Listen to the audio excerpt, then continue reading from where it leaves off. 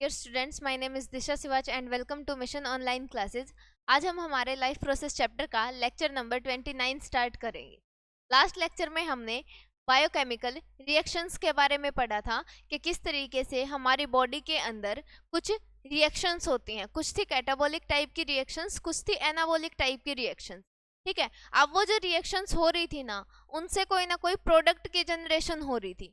अब वो प्रोडक्ट जो बने हैं हमारी बॉडी के अंदर कैटाबॉलिक रिएक्शन के टाइप में या फिर एनाबॉलिक रिएक्शन के टाइप में, वो जो रिएक्शंस हुई हैं उनके कारण कुछ ना कुछ प्रोडक्ट्स जनरेट हुए हैं। अब वो प्रोडक्ट हमारी बॉडी के अंदर हैं, क्योंकि अगर रिएक्शन बॉडी के अंदर हुई है तो उनके जो प्रोडक्ट होंगे वो भी बॉडी के अंदर ही होंगे। अब उस रिएक्शन के कारण जो प्रोडक्ट बने हैं और जो हमारी हर एक सेल के अंदर प्रेजेंट हैं, वो दो तरीके से हो सकते हैं। या तो हमारी बॉडी के लिए वो यूजफुल होंगे या फिर हमारी बॉडी के लिए वो टॉक्सिक होंगे।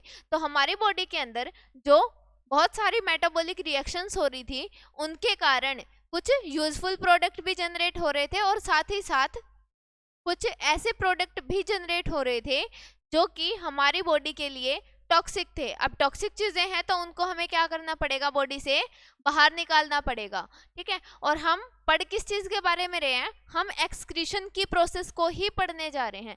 लेकिन उससे पहले हम ये चीज देख रहे थे कि हम एक्सक्रीशन करेंगे किस चीज का। ठीक, तो ये बात हमें समझ आ गई कि हम एक्सक्रीशन किस चीज का करेंगे। हम जो मेटाबॉलिक वेस्ट हमारी बॉडी के अंदर जनरेट हुए हैं डिफरेंट डिफरेंट रिएक्शंस के कारण, हमें उन वेस्ट को अपनी बॉडी से बाहर निकालना है।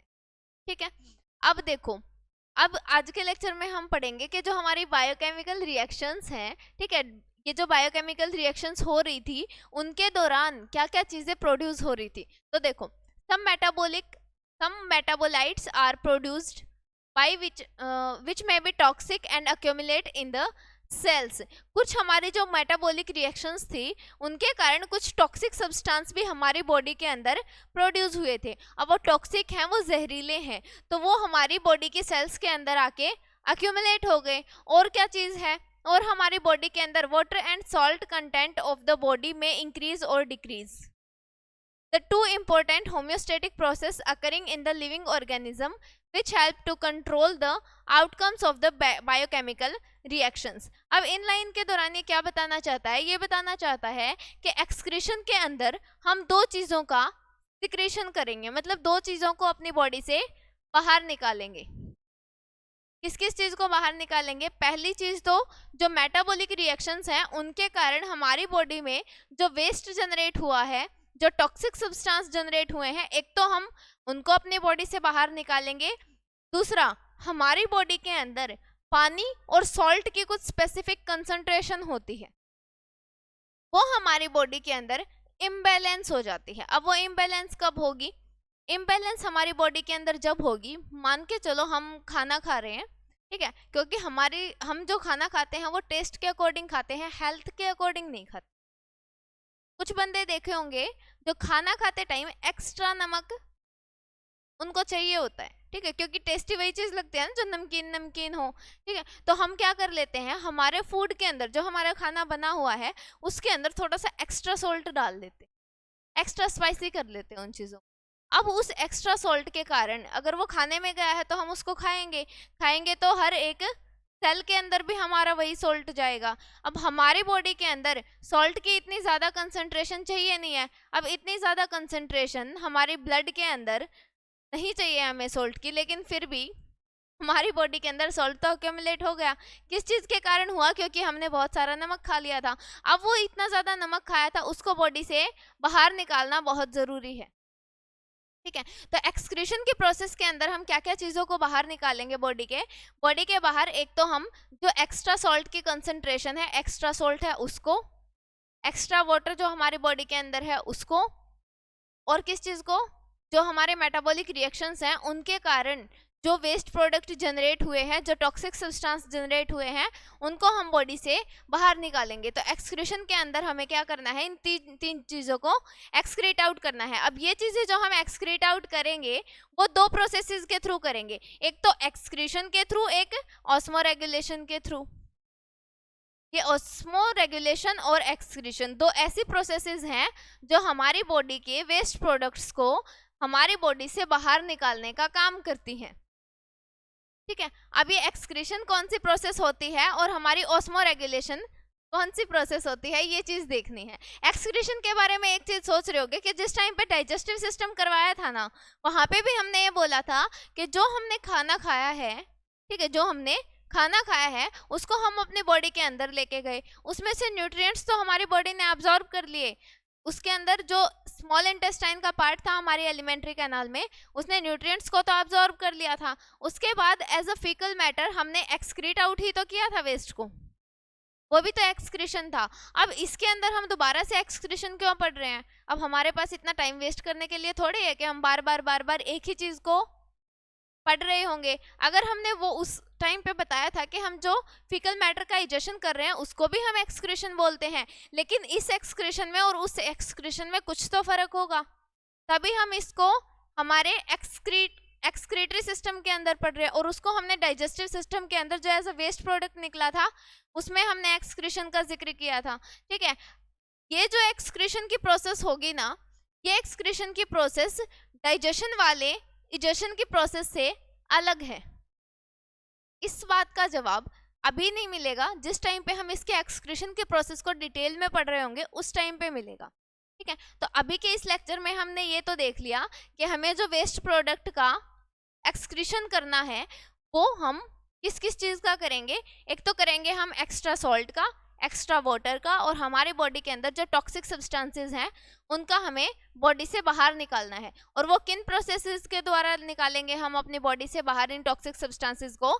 एक तो एक्सक्रीशन के थ्रू, एक ऑस्मोरेगुलेशन के थ्रू। अब जो एक्सक्रीटरी ऑर्गन है ना हमारा ह्यूमंस के अंदर, किडनी हमारा एक्सक्रीटरी ऑर्गन है। ठीक है, अब ये किडनी क्या करेंगी? ये जो किडनी है ये हमारी बॉडी से वेस्ट को, जो हमारे टॉक्सिक सब्सटेंस बन रहे हैं उनको बाहर निकालने का काम करेंगी, हमारे ब्लड को फिल्टर करने का काम करेंगी। इस प्रोसेस को हम डिटेल में तो पढ़ेंगे नेक्स्ट लेक्चर के अंदर कि ह्यूमंस के अंदर किस तरीके से एक्सक्रीशन की प्रोसेस होती है। ठीक है, अभी बात करते हैं भाई ऑस्मोरेगुलेशन क्या होती है। ऑस्मोरेगुलेशन के अंदर क्या होगा? तो ऑस्मोरेगुलेशन एक ऐसी प्रोसेस होती है जिसके द्वारा हमारी बॉडी के अंदर जो भी सॉल्ट की कंसंट्रेशन है, एक्स्ट्रा सॉल्ट की कंसंट्रेशन है, इस ऑस्मोरेगुलेशन की प्रोसेस के थ्रू हम उस एक्स्ट्रा सॉल्ट को अपनी बॉडी से बाहर निकालते हैं। ठीक है, अब वो किस तरीके से करेंगे ये देखो। एक्सक्रीशन क्या होती है पहले ये देखो। Excretion is a biological process by which an organism get rid of excess toxic product produced by products of metabolism. अब इस लाइन को थोड़ा सा ध्यान से देखेंगे कि हमने एक्सक्रीशन के बारे में क्या बताया है, क्या होता है एक्सक्रीशन। एक्सक्रीशन एक ऐसी बायोलॉजिकल प्रोसेस होती है, बायोलॉजिकल प्रोसेस इसलिए बोला क्योंकि हमारी बॉडी के अंदर हो रही है, ऐसी बायोलॉजिकल प्रोसेस है जिसके अंदर एक organism get rid of excess और टॉक्सिक वेस्ट। हमारी बॉडी के अंदर जो टॉक्सिक वेस्ट प्रोड्यूस हुए हैं उनसे हमें छुटकारा पाना है, उस प्रोसेस को हम क्या बोलेंगे? एक्सक्रीशन। यही बात समझ। हमने बोला है कि एक्सक्रीशन एक ऐसी प्रोसेस है जिसके द्वारा हम हमारी बॉडी के अंदर जो अलग अलग टाइप के मेटाबॉलिक रिएक्शंस हो रही थी उनसे जो वेस्ट जनरेट हो रहा है ना, उससे हमें छुटकारा पाएंगे। उस प्रोसेस को हम बोलते हैं एक्सक्रीशन की प्रोसेस। अब यहाँ पे थोड़ा सा रिलेट कर सकते हो जो हमने डाइजेस्टिव सिस्टम के टाइम पे पढ़ी थी ना एक्सक्रीशन, कि हमने फीकल मैटर का इजेशन किया था। वो एक्सक्रीशन में एज अ मेन हम ये नहीं बोल सकते कि वो एक्सक्रीटरी प्रोडक्ट है। क्यों नहीं बोल सकते? क्योंकि एक्सक्रीशन हमने उस प्रोसेस को बोला है ना जो हमारी बॉडी के अंदर जो मेटाबॉलिज्म हो रहा है या फिर जो मेटाबॉलिक रिएक्शंस हो रही हैं उनके थ्रू जो वेस्ट जनरेट हो रहा है हमने उसको टॉक्सिक बोला है। लेकिन फीकल मैटर क्या था हमारा? फीकल मैटर हमारी बॉडी के अंदर थोड़े ही जनरेट हुआ था। फीकल मैटर तो उससे जनरेट हुआ था ना, हमने बाहर से खाना खाया। ठीक है, अब वो जो बाहर से खाना खाया है उसके अंदर से न्यूट्रिएंट तो हमने अब्जॉर्ब कर लिए, और उसके अंदर जो वेस्ट बच गया, मतलब जो बाहर से हमने खाया था ऐसा सब्सटेंस जो हमारे किसी भी काम का नहीं था, उसके अंदर से हमने न्यूट्रिएंट्स तो सक कर लिए। अब वो बाहर से जो फूड खाया था वो किसी काम का नहीं है, उसको हमने बाहर निकाला था, तो हम उसको एक्सक्रीशन की प्रोसेस में नहीं ले सकते। क्यों नहीं ले सकते? क्योंकि एक्सक्रीशन ऐसी प्रोसेस होती है जो हमारे मेटाबॉलिज्म के कारण जनरेट हुई हो, और वो जो एक्सक्रीटरी प्रोडक्ट था वो हमारी बॉडी ने जनरेट नहीं किया था, वो हमारा अपने आप बाहर से जनरेट हुआ आया था। ठीक है, तो एक्सक्रीशन क्या प्रोसेस होती है? एक्सक्रीशन एक ऐसी प्रोसेस होती है, उत्सर्जन एक ऐसी क्रिया होती है जिसके द्वारा हमारी बॉडी के अंदर अलग अलग टाइप की जो प्रोसेसेस होती हैं, मेटाबॉलिज्म जो होता है उससे कुछ ना कुछ वेस्ट प्रोड्यूस होगा, हम उसको बाहर निकालेंगे, वो एक्सक्रीशन की प्रोसेस होगी। ना कि हमने बाहर से कुछ खाया, उसके अंदर से न्यूट्रिएंट्स सक किए और उसी को अगर एक्सक्रीट आउट कर दिया तो वो एक्सक्रीशन में नहीं आएगा। ठीक है, एक्सक्रीशन हमारी बॉडी के अंदर ही जो वेस्ट प्रोडक्ट, जो टॉक्सिक प्रोडक्ट्स हमारे प्रोड्यूस हुए हैं मेटाबॉलिज्म के कारण, हम उसे एक्सक्रीशन बोलेंगे। ठीक है, तो हम जो एक्सक्रीशन की प्रोसेस पढ़ेंगे ना, उसके अंदर कुछ ऐसा देखेंगे उस प्रोसेस में कि भाई किडनी किस तरीके से हमारी बॉडी के अंदर के ही सब्सटेंसेस से क्या सक करती हैं, किस तरीके से टॉक्सिक सब्सटेंसेस को अलग निकालती हैं, और वो जो टॉक्सिक सब्सटेंस होंगे ना वो हमारी बॉडी के अंदर ही बने हुए होंगे, ऐसा नहीं है कि हम बाहर से उनको लेके आएंगे। If allowed to accumulate these product of organisms cell would generally be harmful, prevent the maintenance of the steady state। अब इसका क्या मतलब है? ये जो मेटाबॉलिज्म के जो प्रोडक्ट होंगे ना, जो टॉक्सिक होंगे, उनको हम बिल्कुल भी अलाउ नहीं कर सकते कि वो हमारी बॉडी के अंदर अक्यूमुलेट हो जाएं, मतलब इकट्ठे हो जाएं। ठीक है, अक्यूमुलेट का मतलब होता है इकट्ठा होना, एक्यूमुलेट का मतलब होता है इकट्ठा होना, गैदरिंग करना। अगर वो टॉक्सिक सब्सटेंस जो हमारे मेटाबॉलिज्म की प्रोसेस के कारण जो जनरेट हुए हैं, हम उनको बिल्कुल भी अलाउ नहीं कर सकते कि वो हमारी बॉडी के अंदर इकट्ठे हो जाएं, अक्यूमुलेट हो जाएं। अगर वो अक्यूमुलेट हो गए तो वो क्या करेंगे? हमारी बॉडी के लिए हार्मफुल होंगे। ठीक है, और वो क्या कर देंगे? हमारी जो आसानी से चलती आ रही है लाइफ, उसके अंदर कुछ ना कुछ रुकावट पैदा करेंगे, कुछ ना कुछ डिजीज कॉज करेंगे, हमारे लिए कुछ ना कुछ टॉक्सिसिटी बनाएंगे वो।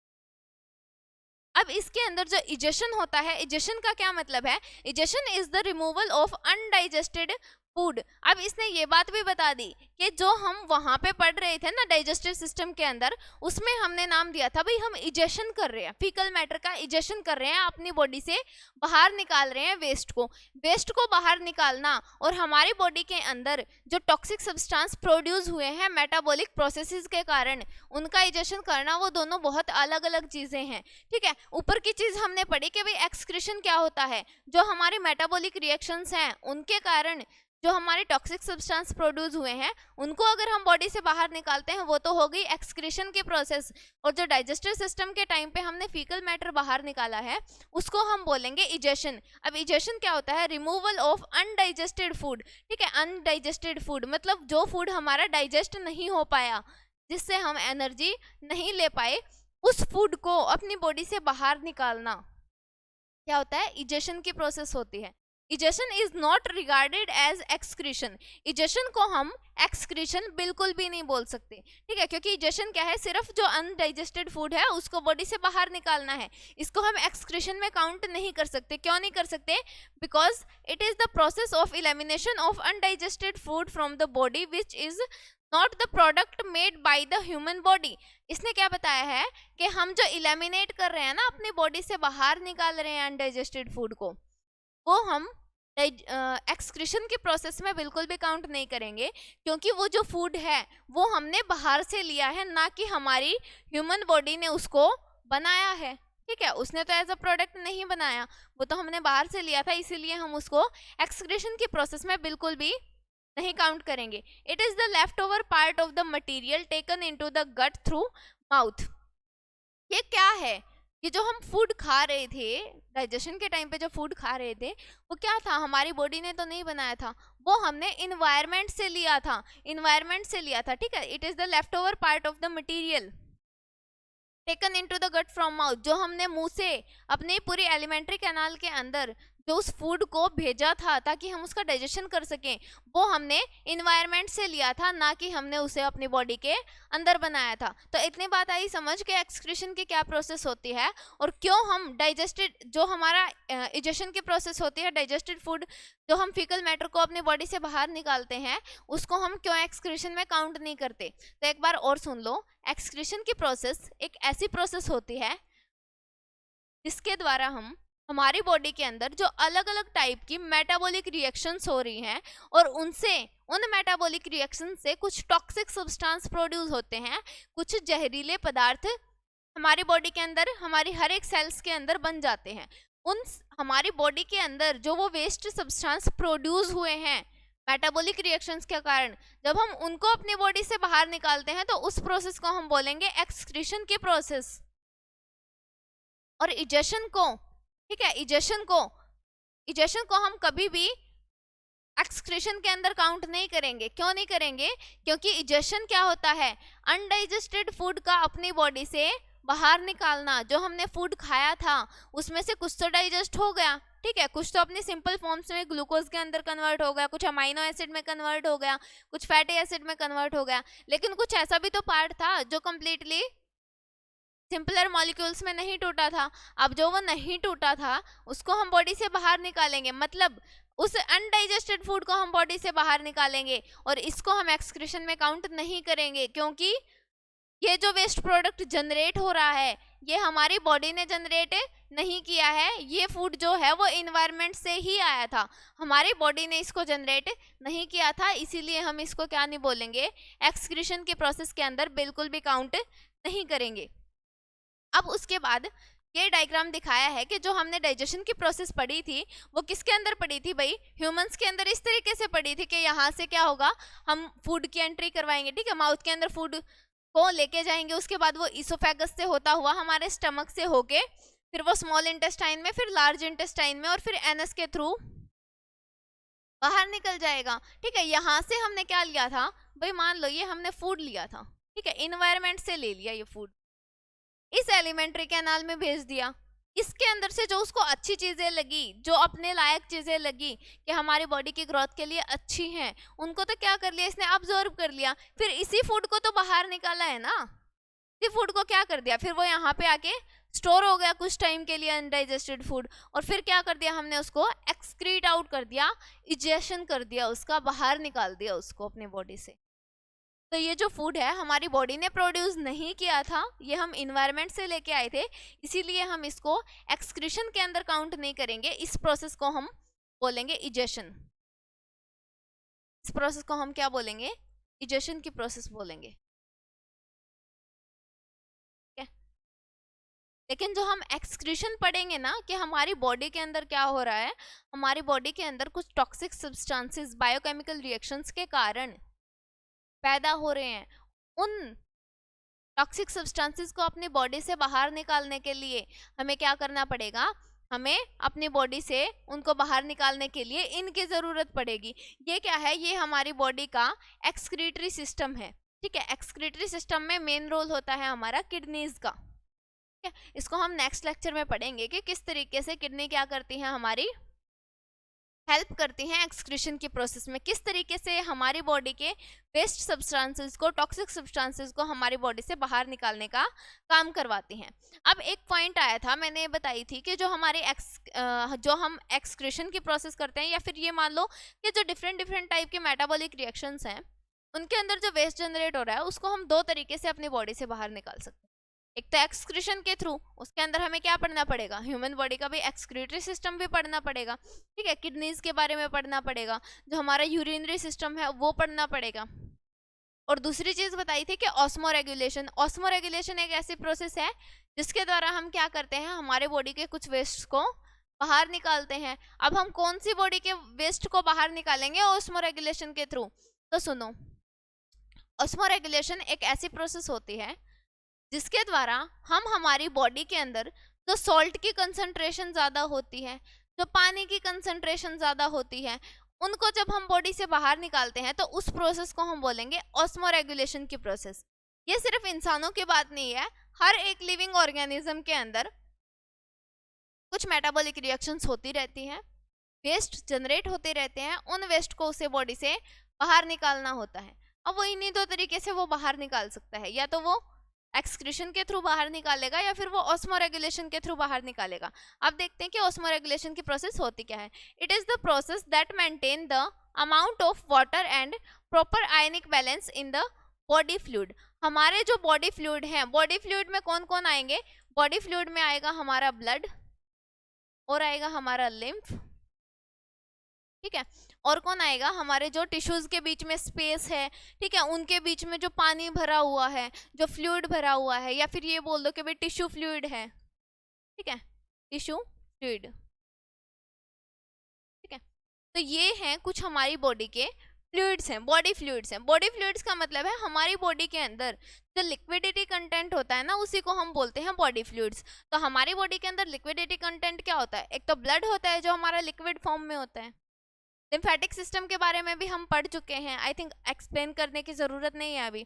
तो ब्लड होता है, लिम्फ होता है जो लिक्विडिटी मटेरियल के रूप में होता है, और कुछ टिश्यू फ्लूइड होते हैं। टिश्यू हमने क्या बताया था भाई, टिश्यू क्या थे, टिश्यू बहुत सारी सेल्स का ग्रुप था ना, इस तरीके से बहुत सारी सेल्स का क्या था, ग्रुप था टिश्यू। अब ये जो टिश्यू है, इनके बीच में, ये सेल्स के बीच में कुछ स्पेस दिख रहा होगा। अब ये जो स्पेस हमें दिखाई दे रहा है ना, इन स्पेस के अंदर क्या होता है, फ्लूइड होता है। अब ये जो फ्लूइड है वो टिश्यूज के बीच में है, बहुत सारी सेल्स के बीच में है, तो हम इसको बोलेंगे टिश्यू फ्लूइड, ठीक है। तो ये क्या है, हमारी बॉडी के कुछ फ्लूइड्स हैं। अब इन फ्लूइड्स के अंदर क्या होता है, इन फ्लूइड्स के अंदर हमें मेंटेन करना होता है वाटर का और आयनिक बैलेंस। अब वाटर और आयनिक बैलेंस को बॉडी फ्लूइड में मेंटेन करने का क्या मतलब है कि कहीं हमारी बॉडी के अंदर ये जो फ्लूइड्स हैं, ब्लड है, लिम्फ है, ठीक है, टिश्यू फ्लूइड है, इनके अंदर कहीं पानी कम या ज्यादा ना हो जाए। और आयनिक बैलेंस का मतलब है, आयनिक बैलेंस को आप इस तरीके से बोल सकते हो कि आयनिक बैलेंस का मतलब है कि सॉल्ट के कंसंट्रेशन, सॉल्ट कंसंट्रेशन, ठीक है। आयनिक बैलेंस का मतलब है सॉल्ट के कंसंट्रेशन को भी मेंटेन रखना, ठीक है। अब सॉल्ट क्या होता है, सॉल्ट मान के चलो, देखो एक सॉल्ट है हमारा NaCl। अब वो NaCl जो है वो भी तो एक तरीके से आयन से है ना। कौन कौन से आयन से इसके अंदर, भाई इसके अंदर Na पॉजिटिव, ठीक है, और Cl नेगेटिव, ये क्या है, आयंस ही है। आयंस क्या होते हैं, किसी के ऊपर अगर पॉजिटिव या फिर नेगेटिव चार्ज हो, हम उन्हीं को तो बोलते हैं ना आयंस। भाई किसी भी एटम के ऊपर पॉजिटिव चार्ज है या फिर नेगेटिव चार्ज है, उन्हीं को हम आयंस बोलते हैं। तो सॉल्ट के अंदर भी क्या होता है, सॉल्ट के अंदर भी आयंस ही होते हैं, आयंस कंबाइन हुए होते हैं। जब इसको हम पानी में डाल देते हैं, अपने आयंस में टूट जाते हैं, ठीक है ना। तो ऑस्मोरेगुलेशन क्या है, एक ऐसी प्रोसेस है जिसके द्वारा हम हमारे बॉडी फ्लूइड्स के अंदर पानी की कंसंट्रेशन को और सॉल्ट की कंसंट्रेशन को, या फिर ये बोल दो कि पानी की कंसंट्रेशन को या फिर आयंस के कंसंट्रेशन को, आयंस को बैलेंस रखते हैं। उस प्रोसेस को हम बोलते हैं osmoregulation. It maintains a constant osmotic condition in the body by regulation the water content and the solute concentration of the body fluid, particularly of sodium, potassium and chloride ions. इस osmoregulation की process के अंदर specially क्या होता है, हमारे water को और आयंस को बैलेंस किया जाता है।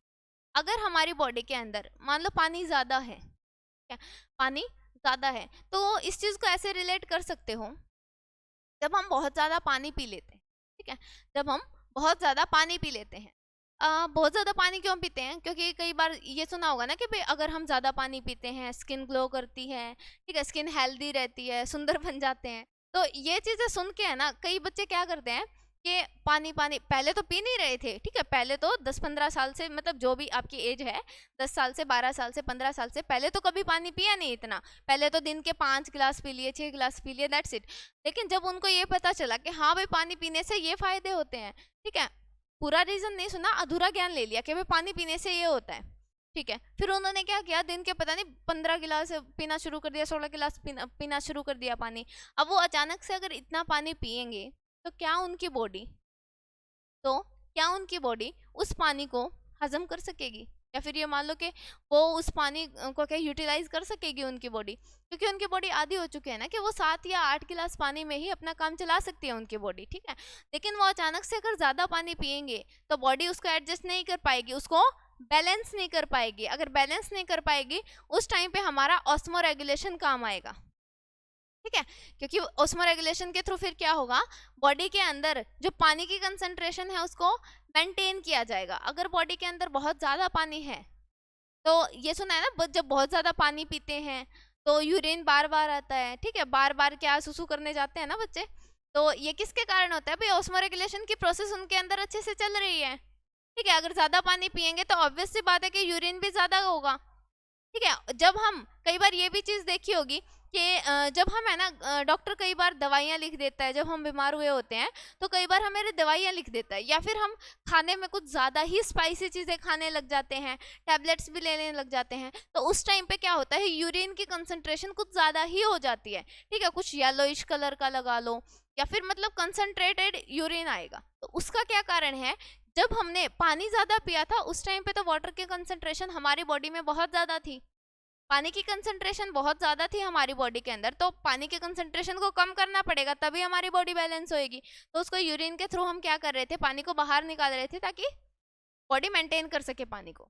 दूसरी चीज़, जब हमने बहुत ज़्यादा स्पाइसी चीज़ें खाई, बहुत ज़्यादा नमक खाया, ठीक है, खाने के अंदर मिला मिला के उसको टेस्ट के लिए हमने बहुत ज़्यादा नमक खाया, या फिर डॉक्टर के रिकमेंड करने पर या किसी के भी कोई बीमारी होगी उस टाइम पे हमने बहुत सारे वो खा ली, इंजेक्शंस लगवा लिए और बहुत सारी टैबलेट्स खा ली, उस टाइम पे क्या होगा, हमारी सॉल्ट की कंसंट्रेशन बॉडी के अंदर बिगड़ जाएगी। उस सॉल्ट की कंसंट्रेशन को मेंटेन करने के लिए, क्योंकि ज़्यादा सॉल्ट हमारी सेहत के लिए सही नहीं होगा, तो उस सॉल्ट को यूरिन के थ्रू ही क्या कर देगी, बॉडी बाहर निकाल देगी। ठीक है, तो हमारी ऑस्मोरेगुलेशन की प्रोसेस में क्या हुआ है कि वाटर और आयनिक बैलेंस दोनों हमने बैलेंस करने हैं इस प्रोसेस के अंदर। ऑस्मोरेगुलेशन एक ऐसी प्रोसेस होती है जिसके द्वारा हमारे बॉडी फ्लूइड्स में अगर पानी ज़्यादा है या कम है, आयंस ज़्यादा है या कम है, उनको बैलेंस करने का काम करेंगे। ठीक है, उनको बिल्कुल बैलेंस करने का काम करेंगे। अगर ज़्यादा है तो कम करने की कोशिश करेंगे, कम है तो ज़्यादा करने की कोशिश करेंगे। ठीक है, इसके अंदर अब ये भी देख लो कि भाई इस चीज़ को करता कौन है, इस चीज़ को करता कौन है, हमारे ऑस्मोरेगुलेशन तो हमने प्रोसेस पता चल गई। अब ऑस्मोरेगुलेटरी ऑर्गन कौन से होते हैं, ऑस्मोरेगुलेटरी ऑर्गन। अगर ऑस्मोरेगुलेशन की प्रोसेस हो रही है तो कोई ना कोई तो इस ऑस्मोरेगुलेशन की प्रोसेस को कर रहा होगा ना, तो वो हमारी किडनी ही होती हैं। ठीक है, किडनी क्या करती हैं, हमारे ब्लड को, बॉडी फ्लूइड्स को फिल्टर करने का काम करती हैं। अगर उस ब्लड के अंदर आयंस की कंसंट्रेशन ज़्यादा होगी तो वो क्या करेगी भाई, यूरिन के साथ, पानी के साथ उन आयंस को बाहर निकालो अपनी बॉडी से ताकि बैलेंस हो सके बॉडी के अंदर। ठीक है, अगर पानी की कंसंट्रेशन ज़्यादा होगी तो ये बोलेगी कि ला मेरे को दे, बहुत ज़्यादा पानी है तो, ठीक है, बहुत ज़्यादा पानी है तो मेरे को दे, मैं इसको यूरिन के थ्रू क्या कर दूंगी, बॉडी से बाहर निकलवा दूंगी। है ना, इस तरीके से चलती हैं चीज़ें। तो ऑस्मो रेगुलेशन की प्रोसेस आई समझ कि ऑस्मो रेगुलेशन एक ऐसी प्रोसेस होती है जिसके द्वारा हम क्या करते हैं, हमारी बॉडी के अंदर जो पानी की कंसंट्रेशन है और जो सॉल्ट्स की कंसंट्रेशन है उसको मेंटेन करके रखते हैं। और ये काम करवाने का काम कौन करती है भाई, मेंटेन करने का कौन काम करती है, आयंस को और वाटर को, वो करती है हमारी किडनी। जो हमने आयंस का जिक्र किया है उनके अंदर पर्टिकुलरली कौन से होंगे, सोडियम आयंस होंगे, potassium ion and chloride ion. अब इसको एक चीज देखना, आप मैंने अभी क्या बताया था, सॉल्ट की कंसंट्रेशन, सॉल्ट के अंदर क्या होता है भाई, हमारा NaCl ही तो होता है, और इसने क्या बताया है, सोडियम के आयंस, पोटाशियम के आयन और क्लोराइड के आयंस। ठीक है, ये क्या है, Na हम सोडियम को ही तो बोलते हैं। ठीक है, सोडियम, सोडियम के आयंस, इसको हम क्या बोलते हैं, क्लोराइड। तो ये क्या है, क्लोराइड्स के आयन। मतलब ऑस्मो रेगुलेशन के अंदर हम पानी को भी मेंटेन कर रहे हैं हमारी बॉडी के अंदर, और दूसरी चीज हम आयंस को भी मेंटेन करके चल रहे हैं। तो आई होप ये चीजें समझ आ गई होंगी कि एक्सक्रीशन क्या प्रोसेस थी। एक्सक्रीशन एक ऐसी प्रोसेस थी जिसके द्वारा हम हमारी बॉडी के अंदर जो भी मेटाबॉलिक रिएक्शंस के कारण जो भी वेस्ट प्रोडक्ट जनरेट हुए हैं उसको हम बॉडी से बाहर निकालेंगे। और ये जो प्रोसेस चल रही थी मेटाबॉलिक वेस्ट को बॉडी से बाहर निकालने की, वो दो तरीके से होगी, एक तो ऑस्मो रेगुलेशन के थ्रू, दूसरा एक्सक्रीशन के थ्रू। जो ऑस्मो रेगुलेशन है वो हमने देख लिया कि इसके अंदर वाटर की और सॉल्ट के कंटेंट जो होते हैं, मतलब आयंस जो होते हैं, उनके कंसंट्रेशन को हम बैलेंस रखने की कोशिश करते हैं। दूसरी जो एक्सक्रीशन की प्रोसेस हमने पढ़ी थी वो हमने ये देखा था कि हमारी बॉडी के अंदर मेटाबॉलिक रिएक्शंस के कारण जो भी वेस्ट जनरेट हुए हैं उनको हम बॉडी से बाहर निकालते हैं, तो वो एक्सक्रीशन की प्रोसेस थी। इन दोनों प्रोसेस से हम क्या करते हैं, हमारे मेटाबॉलिक वेस्ट को बॉडी से बाहर निकालते हैं। ठीक है, अब उसके बाद एक्सक्रीशन की हमें ज़रूरत ही क्यों है, जो हम अपनी बॉडी से मेटाबॉलिक वेस्ट को जो हम बाहर निकाले जा रहे हैं, हम क्यों निकाल रहे हैं इन वेस्ट को बाहर, क्या ज़रूरत है, क्या हमारी बॉडी के अंदर अगर ये एक बार मेटाबॉलिक रिएक्शंस के कारण जो मेटाबॉलिक वेस्ट जनरेट हो गए, हम इनको अपने अंदर ही क्यों नहीं रखते, हम इनको बाहर क्यों निकालते हैं।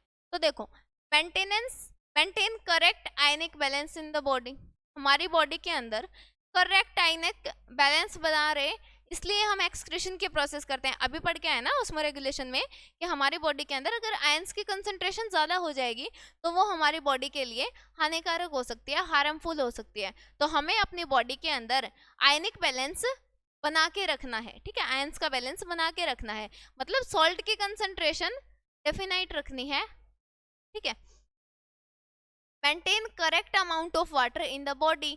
हमें एक्सक्रीशन की ज़रूरत इसलिए भी पड़ती है कि हमारी बॉडी के अंदर पानी की कंसंट्रेशन बिल्कुल मेंटेन रह सके। अगर मान लो पानी बहुत कम है बॉडी के अंदर तो यूरिन के थ्रू कम पानी जाएगा बाहर, ठीक है, कंसंट्रेटेड यूरिन आएगा।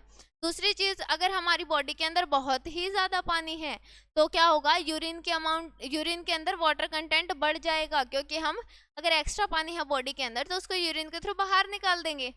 अगर पानी में कमी है तो हम यूरिन के थ्रू कम पानी बाहर निकालेंगे। तो हम बोल सकते हैं कि एक्सक्रीशन की प्रोसेस जो है, ठीक है, एक्सक्रीशन की ज़रूरत हमें इसलिए पड़ी है क्योंकि एक तो हमें हमारी बॉडी के अंदर पानी की कंसंट्रेशन को अच्छे से रखना है, मेंटेन रखना है। दूसरा, हमें आयंस का बैलेंस भी हमारी बॉडी के अंदर बहुत सही से रखना है। तीसरा है toxic level rise in the body leading to the disease. अगर हम इन एक्सक्रीटरी प्रोडक्ट्स को, इन मेटाबॉलिक वेस्ट को बॉडी से बाहर नहीं निकालेंगे तो हमारी बॉडी के अंदर ये जो टॉक्सिक वेस्ट हैं, ये जो जहरीले वेस्ट हैं, ये अक्यूमुलेट हो जाएंगे, इकट्ठे हो जाएंगे, जिनके कारण हमें डिफरेंट टाइप की डिजीज का सामना करना पड़ सकता है। और अगर बॉडी के अंदर डिजीज हो गई तो एक ऑर्गन को इफेक्ट ना करके वो पूरी बॉडी के हमारे इम्यून सिस्टम को भी इफेक्ट कर सकती है। इम्यूनिटी इज एडवर्सली इफेक्टेड, यही बात बताई ना कि हमारी जो इम्यूनिटी है, जो हमारी रोग प्रतिरोधक क्षमता भी होती है, ठीक है, जिसके कारण हम डिजीज से लड़ते हैं, ठीक है, वो भी हमारी बिल्कुल वीक हो जाएगी। अगर हमारी बॉडी के अंदर ये टॉक्सिक सब्सटेंस अक्यूमुलेट हो गए, ये वेस्ट सब्सटेंस अगर जमा हो गए हमारे बॉडी के सेल्स के अंदर, तो हमारा इम्यून सिस्टम भी बहुत ज़्यादा वीक हो जाएगा, जिसके कारण हमें बहुत आसानी से अलग अलग टाइप की डिजीज हो सकती हैं। तो अब हमें एक्सक्रीशन की प्रोसेस पढ़नी है प्लांट्स के अंदर भी और एनिमल्स के अंदर, कि इंसानों में हमारी एक्सक्रीशन की प्रोसेस कैसे होती है और प्लांट्स के अंदर कैसे होती है, किस तरीके से हम हमारी बॉडी के मेटाबॉलिक वेस्ट को बॉडी से बाहर निकालेंगे। तो एक बात तो अभी बता देती हूँ कि उसके अंदर हमारा जो एक्सक्रीटरी सिस्टम है उसके अंदर किडनीज का रोल होता है, हमारे यूरिनरी ब्लैडर है, ठीक है, इनका रोल होता है। तो ये हम नेक्स्ट लेक्चर के अंदर पढ़ेंगे कि किस तरीके से हमारी बॉडी के अंदर एक्सक्रीशन की प्रोसेस होती है। तो आज के लेक्चर में हम इतना ही पढ़ेंगे। नेक्स्ट लेक्चर में हम देखेंगे कि किस तरीके से ह्यूमंस के अंदर एक्सक्रीशन की प्रोसेस होती है। Thank you.